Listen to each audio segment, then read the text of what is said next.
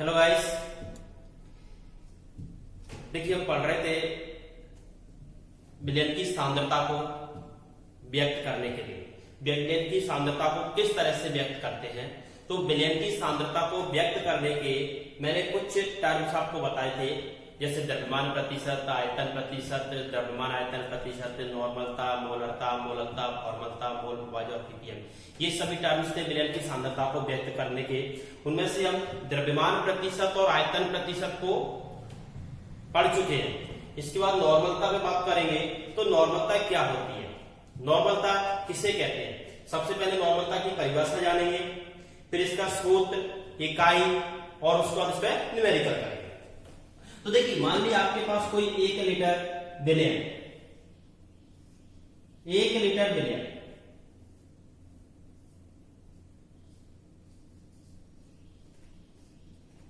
और एक लीटर विलयन के अंदर कितने विलेय के ग्राम तुल्यांक है।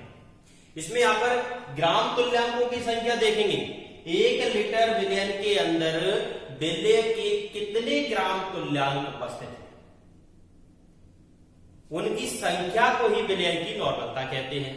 तो 1 लीटर विलयन में उपस्थित विलेय के ग्राम तुल्यांकों की संख्या उस विलयन की क्या कहलाती है, नॉर्मलता कहलाती है। याद रखना, 1 लीटर विलयन के अंदर हम क्या देखेंगे, विलेय के ग्राम तुल्यांकों की संख्या, विलेय के ग्राम तुल्यांकों की संख्या। 1 लीटर विलयन के अंदर उपस्थित विलेय के ग्राम तुल्यांकों की संख्या उस विलयन की नॉर्मलता कहलाती है।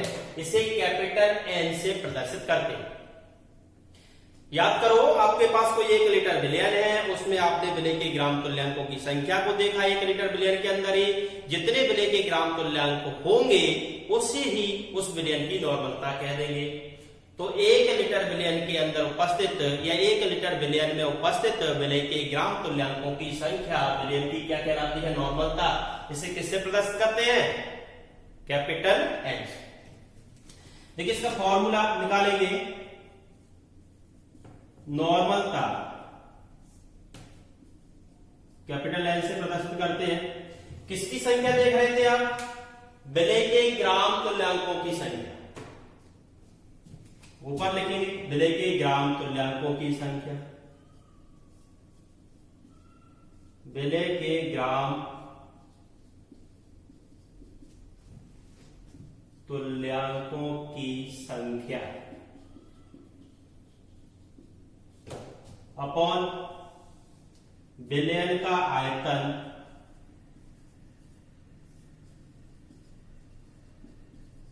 बट ये आयतन आपने किसमें लिया है, लीटर। विलयन का आयतन लीटर। विलेय के मतलब यहां पर इसका मतलब यह है कि 1 लीटर विलयन में उपस्थित विलेय के ग्राम तुल्यांकों की संख्या विलयन की क्या कहलाती है, नॉर्मलता। अब इसका आपको याद होना चाहिए, ग्राम तुल्यांकों की संख्या का फॉर्मूला क्या होता है, ग्राम तुल्यांकों की संख्या का सूत्र क्या होता है। तो यहां पर अपन किसके ग्राम तुल्यांक निकाल रहे हैं, विलेय के। विलेय के ग्राम तुल्यांकों की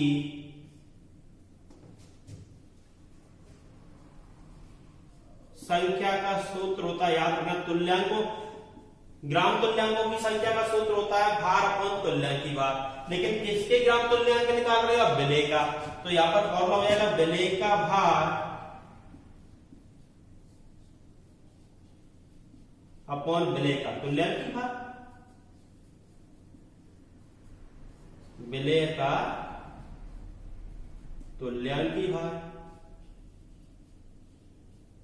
देखिए, भार को दर्शाते हैं डब्ल्यू से और तुल्यांक की भार को दर्शाते हैं कैपिटल ई से। लेकिन याद रखना, यहां पर विलेय के भार की बात कर रहे हैं, तो विलेय के भार के लिए डब्ल्यू भी और तुल्यांक की भार के लिए ई भी। मैंने आपको पहले भी बताया था, इस चैप्टर में विलायक को कैपिटल ए से दर्शाते हैं और विलेय को कैपिटल बी से दर्शाते हैं। तो यहां पर विलेय का भार लिखोगे तो डब्ल्यू भी, विलेय का तुल्यांक की भार लिखोगे तो ई भी। ये विलेय की ग्राम तुल्यांकों की संख्या का मान आप कहां रख देंगे, इस वाले फॉर्मूले में रख देंगे। अतः नॉर्मलता बराबर क्या आ जाएगा,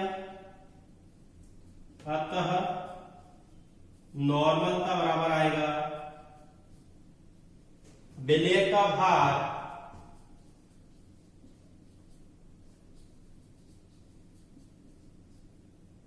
अपॉन विलय का तुल्यांकी भार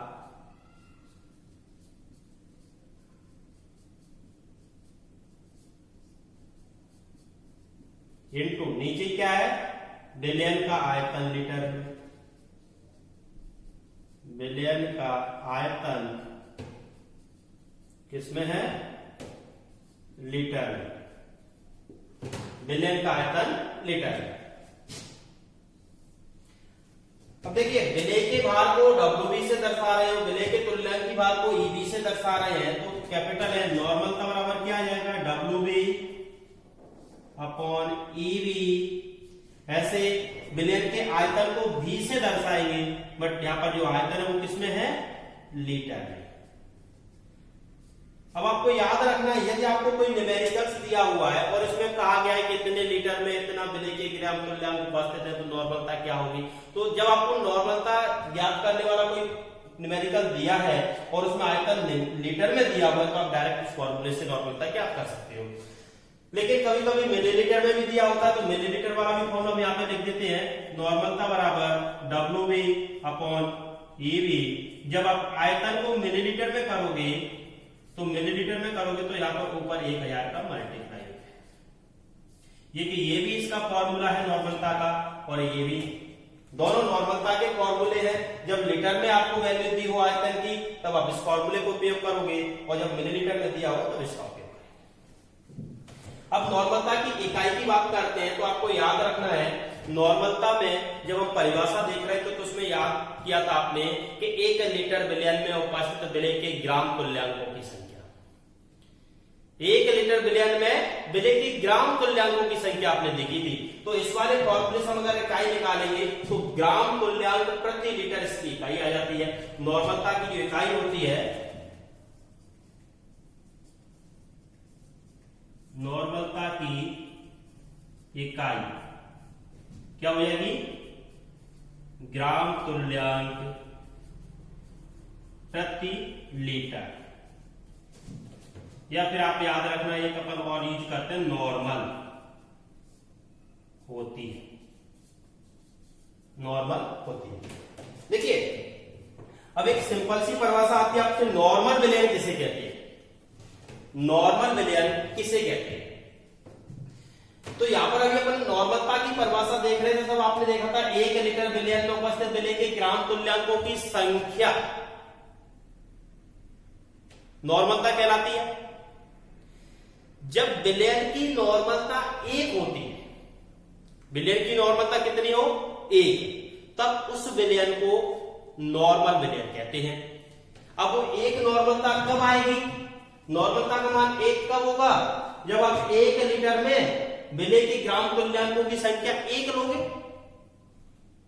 यदि आप विलय के ग्राम तुल्यांकों की संख्या भी 1 कर दो, विलय का आयतन लीटर में 1 लीटर आपने लिया ही है, तो नॉर्मलता का मान यहां से कितना आ जाएगा, 1 लीटर। तो यहां पर नॉर्मल विलयन की हम बात कर लेते हैं। नॉर्मल विलयन क्या होता है,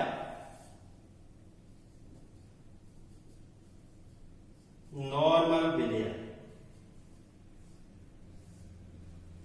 ऐसा विलयन जिसकी नॉर्मलता 1 होती है, नॉर्मल विलयन कहलाता है।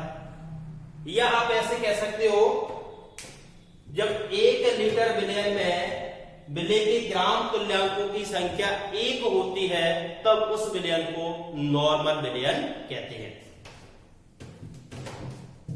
तो याद रखना, मैं नॉर्मल विलयन यहां पर डायरेक्ट लिख देता हूं। जब नॉर्मलता का मान 1 होता है, जब नॉर्मलता का मान 1 होगा तब उसे कहेंगे अपन नॉर्मल विलयन, नॉर्मल विलयन। ऐसे जब नॉर्मलता का मान 1/2 होता है, 1/2, नॉर्मलता का मान कितना होगा, 1/2, तब उसे कहते हैं सेमी नॉर्मल विलयन, सेमी नॉर्मल विलयन। जब नॉर्मलता का मान 1/10 होता है, 1/10 नॉर्मल होता है, तब इसको क्या कहते हो, डेसी नॉर्मल विलयन, क्या कहोगे, डेसी नॉर्मल विलयन।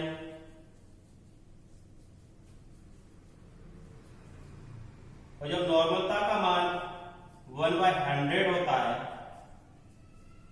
1/100, तब उसे कहते हो सेंटी नॉर्मल विलयन,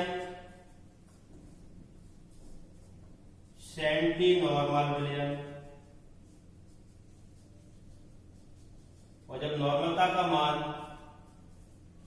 1/1000, 1/1000 नॉर्मल होता है, तब उसे कहते हो मिली नॉर्मल विलयन, मिली नॉर्मल विलयन।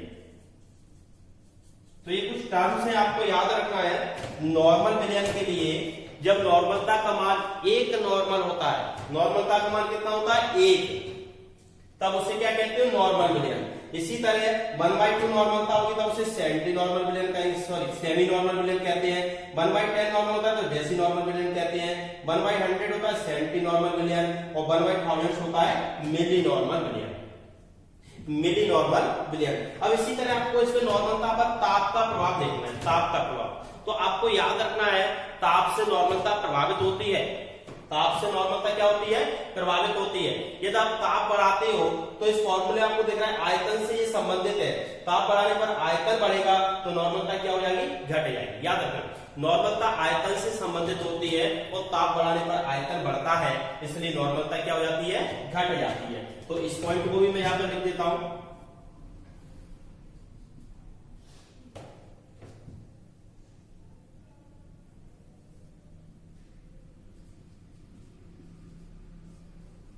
नॉर्मलता आयतन से संबंधित होती है,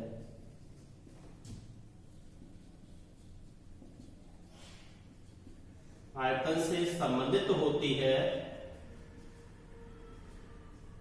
ताप बढ़ाने पर, ताप बढ़ाने पर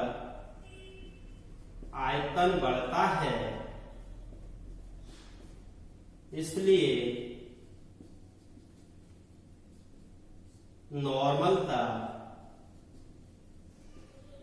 घटती है। तो ये पॉइंट भी आपको याद रखना है। देखिए नॉर्मल विलयन वाला ये पॉइंट याद रखना है और ताप वाला पॉइंट याद रखना है। बाकी नॉर्मलता की परिभाषा इसमें हो गई है, नॉर्मलता का सूत्र आपने निकाल लिया, इकाई नॉर्मल विलयन क्या होते हैं, और ये नॉर्मलता पर ताप का प्रभाव। इन दोनों फॉर्मूलों को याद रखना, इन पर न्यूमेरिकल अभी हम कर रहे हैं। तो नॉर्मलता के लिए लीटर का अगर ध्यान आयतन लीटर में दिया हो, कोई न्यूमेरिकल से नॉर्मलता पूछिए लीटर में दिया, किस फॉर्मूले का उपयोग करेंगे, और अगर आपसे ध्यान रखना आयतन मिलीलीटर में दिया है तो अपन इस वाले फॉर्मूले का उपयोग करेंगे। देखिए कुछ, देखिए नॉर्मलता का न्यूमेरिकल्स है 2 ग्राम NaOH 250 मिलीलीटर विलयन में घुला है, तो विलयन की नॉर्मलता क्या है। तो देखिए जब भी आप न्यूमेरिकल्स करते हो, जब भी सवाल करोगे तो सवाल में सबसे पहले आपको क्या क्या वैल्यू दी गई उनको पहले से निकालना सीख लिया करो। यदि आपने वो निकालना सीख लिया तो डायरेक्ट आपको फॉर्मूले मान रखना होता है और आंसर निकालना। तो यहां पर देखिए 2 ग्राम NaOH को घोला है आपने, किसमें, 250 ml विलयन, मतलब एक विलयन है आपके पास, उसमें 2 ग्राम NaOH घोला है। मतलब ऐसे समझेंगे से आपके पास एक विलयन है और विलयन टोटल कितना है, ये 250 ml, और इसी विलयन में आपने 2 ग्राम NaOH घोला हुआ है। इस 2 ग्राम NaOH इसी में घुला हुआ है 250 ml में। तो मतलब ये तो आप ध्यान रखना, जो चीज आप घोलते हो उसे क्या कहते हैं अपन, विलय का भार। तो विलय के भार को अपन WB से दर्शाते हैं, मतलब WB का मान यहां पर दिया है, विलय का भार दिया हुआ है कितना, 2 ग्राम NaOH, 2 ग्राम दिया हुआ है। आयतन कितना है टोटल, 250 ml, ये B का मान दिया हुआ है। टोटल कितना आयतन बना आपका विलयन का, 250 ml। कितना NaOH घोला था, 2 ग्राम। तो यहां पर सबसे पहले क्या क्या दिया हुआ रहता है उसे लिख दिया करो। आपने कितना NaOH घोला है, जितना NaOH आप घोल रहे हो वो ध्यान रखना, जो चीज आप घोल रहे हो उसे विलय का भार मानते हैं। तो यहां पर हमने 2 ग्राम NaOH घोला है, तो विलय के भार को अपन WB से लिखते हैं, 2 ग्राम आपको विलय का भार दिया हुआ। आयतन कितना दिया है, V का मान 250 ml दिया हुआ है। अब पहले हम नॉर्मलता का फॉर्मूला देख लेते हैं। याद रखना, देखो मैंने बताया था जब आपको आयतन मिलीलीटर में दिया है तो मिलीलीटर वाला फॉर्मूला लगाओ, और अगर आयतन लीटर में दिया है तो लीटर वाला फॉर्मूला लगाओ। यहां पर मैं नॉर्मलता का मिलीलीटर वाला फॉर्मूला लिख रहा हूं। नॉर्मलता कैपिटल M बराबर क्या है, WB EB V किसमें था, V मिलीलीटर में, और इनटू A। देखिए यहां पर WB विलय का भार आपको गिवन में है, दिया है, आयतन दिया है, लेकिन EB नहीं है। EB क्या है यहां पर, A विलय का तुल्यांकी भार। विलय क्या है यहां पर, NaOH। NaOH को ही बोला है आपने, जिस चीज को बोलते हैं उसे विलय मानते हैं, और जिसमें बोलते हैं उसे विलायक मानते हैं, और दोनों गुण करके जो नया बन जाता है वो विलयन बनता है। यहां पर विलयन आपका इतना है, तो आपने यहां पर NaOH को बोला है, इसका तुल्यांकी भार हमें चाहिए। तो तुल्यांकी भार कैसे निकालते हैं, इसको देखो सबसे पहले आपको जानना होगा, जो आपको यहां पर जो पदार्थ आप घोल रहे हो, जिस भी पदार्थ को आप घोल रहे हो, पहले उसमें ये देख लो वो आपके पास अम्ल है या क्षार है या लवण है। अम्ल दिया है या क्षार दिया है या लवण दिया है। मैं तो यहां पर तीनों के लिए फॉर्मूला लिख दूंगा। देखिए जैसे मान लिया आप अम्ल का तुल्यांकी भार निकाल रहे हो, किसका निकाल रहे हो, अम्ल का तुल्यांकी भार। तो अम्ल का तुल्यांकी भार निकालने के लिए, अम्ल का तुल्यांकी भार निकालने के लिए फॉर्मूला होता है अणुभार अपॉन क्षारकता। ऐसे ही क्षार का तुल्यांकी भार निकालने के लिए होता है अणुभार अपॉन अम्लता, और लवण का तुल्यांकी भार निकालने के लिए फॉर्मूला होता है अणुभार अपॉन धनायन या ऋणायन की कुल संख्या, या तो धनायन की कुल संख्या ले लो या ऋणायन की कुल संख्या ले लो। तो ये आपको फॉर्मूला डायरेक्ट याद रखना है। अभी यहां पर देखो NaOH एक क्षार होता है, विलयन में बोलोगे तो Na positive OH negative ion मिलेगा।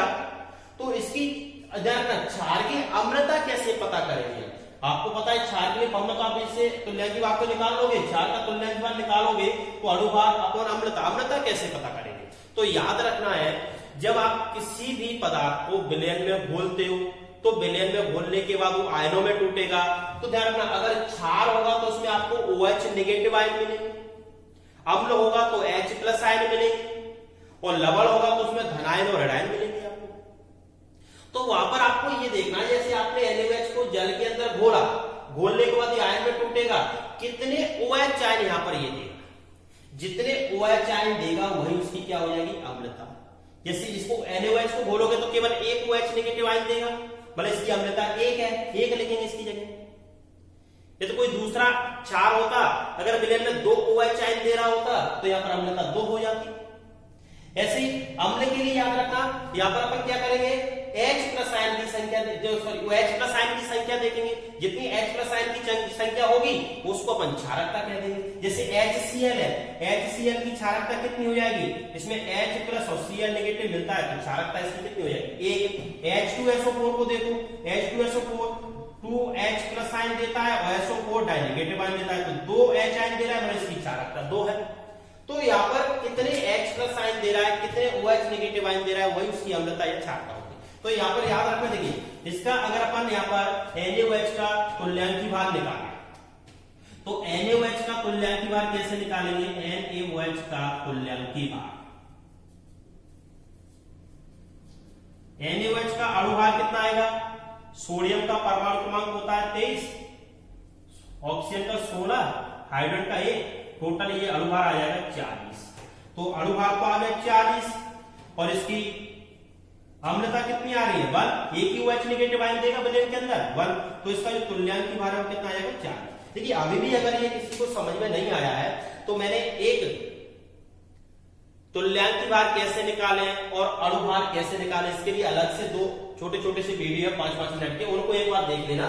बाकी आपको मेरे हिसाब से यहाँ तक कुछ तो समझ में आया होगा। NaOH का तुल्यांकी भार यहाँ पर आपको समझ में आ गया होगा, 40 हमने कैसे निकाला। अब ये सभी वैल्यू हम कहां पर रख देंगे, नॉर्मलता के वाले सूत्र में लिख देंगे। अतः नॉर्मलता बराबर क्या आएगा, देखो WB का मान कितना है 2, 1000, AB का मान कितना निकाला आपने 40, और ये कितना है 250। 250 से अपन 1000 को काटेंगे, 4 बार कटेगा, 250 का 4 गुना करो 1000, 4 से इसको काटोगे 10 बार कट जाएगा। मतलब ये आया 2/10, और 2/10 का मतलब होता है क्या 0.2, और इकाई यहाँ पर मैंने बताया था न्यूमेरिकल जब भी करेंगे आप इकाई इसकी नॉर्मल लिखोगे, क्या लिखोगे नॉर्मल। तो इस तरह से आपको याद रखना है 2 ग्राम NaOH को 250 मिलीलीटर विलेन में घुला है, तब विलेन की नॉर्मलता कैसे ज्ञात करेंगे। इसमें आपको बस थोड़ा सा प्रॉब्लम आएगी कहां पर, तुल्यांकी भार निकालना अच्छी तरह सीख लीजिए आप पहले, उसके बाद आपको कोई प्रॉब्लम नहीं आएगी। देखिए सेकंड न्यूमेरिकल में देखेंगे यहां पर 6.3 ग्राम ऑक्सैलिक अम्ल को 500 ml विलेन में घोला गया, तो विलेन की नॉर्मलता आपसे पूछे। अब यहाँ पर तुल्यांक भार उसने पहले से दे दिया, कुछ न्यूमेरिकल्स में दे भी देता और नहीं देता है, तो आपको उस तरह से आपको ध्यान रखना, निकालना आना चाहिए। ऑक्सैलिक अम्ल दिया हुआ है, तो सबसे पहले तो आपको ऑक्सैलिक अम्ल का फॉर्मूला भी याद होना चाहिए। वो ये कमेंट बॉक्स में कमेंट करके बताना किसको ऑक्सैलिक अम्ल का फॉर्मूला याद है, कौन इसका तुल्यांकी भार निकाल के बता सकता है कि 63 याद है, आप लोग बताना। चलो इसको मैं सॉल्व करता हूं। देखिए दिया है में क्या क्या है, कितना ऑक्सैलिक अम्ल बोला है आपने 6.3 ग्राम। जो चीज बोलते हो उसे विलेय का भार मानते, सीधा सीधा किया करो 6.3 ग्राम। कितने विलेन में बोला है, विलेन कितना है टोटल, बी का मान कितना है 500 ml,